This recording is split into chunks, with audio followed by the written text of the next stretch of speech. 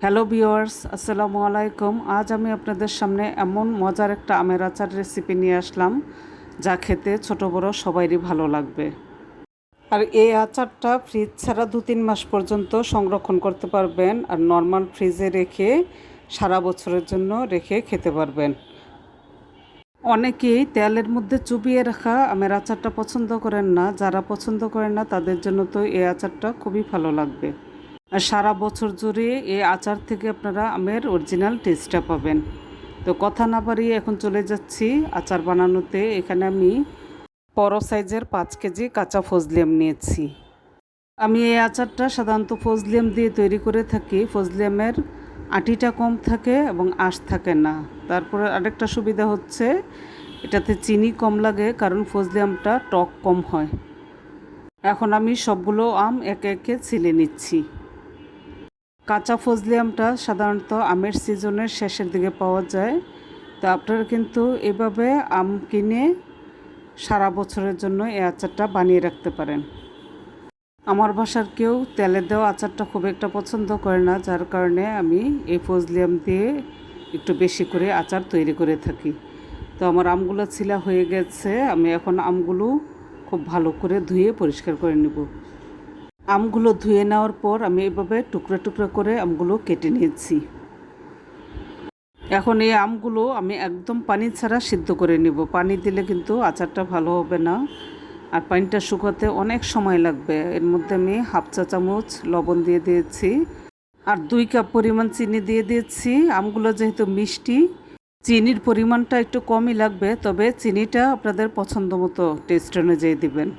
এখন আমি চিনি এবং লবণটা আমগুলোর সাথে মিক্সড করে ঢাকনা দিয়ে ঢেকে চুলায় বসিয়ে দিয়েছি।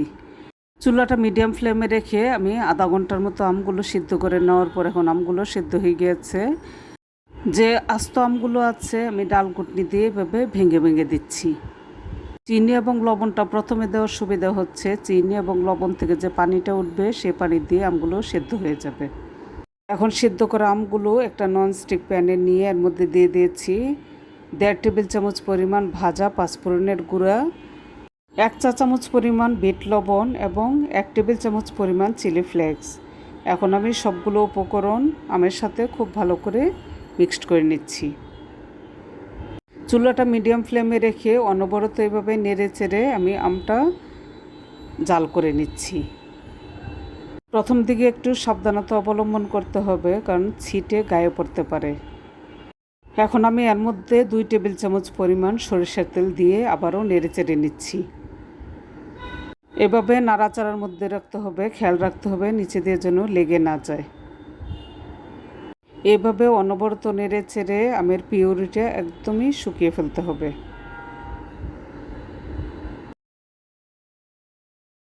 এখন কিন্তু আমার পিউরিটা অনেকটাই শুকিয়ে এসেছে। আমি আরও নেড়ে চেড়ে আরও শুকিয়ে নিচ্ছি।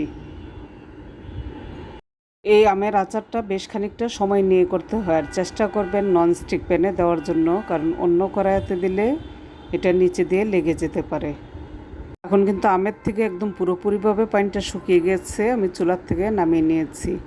ঠান্ডা হয়ে যাওয়ার পর আমি একটু একটু করে নিয়ে এভাবে গোল গোল বলের মতো শেপ দিয়ে নিচ্ছি। এই আচারটা বানিয়ে নেওয়ার পর একটা বক্সে রেখে ফ্রিজ ছাড়া 2-3 মাস সংরক্ষণ করতে পারবেন, আর নর্মাল ফ্রিজে রেখে সারা বছরের জন্য রেখে দিতে পারেন। তো আমি একইভাবে সবগুলোকে এভাবে গোল গোল বলের মতো শেপ দিয়ে নিচ্ছি।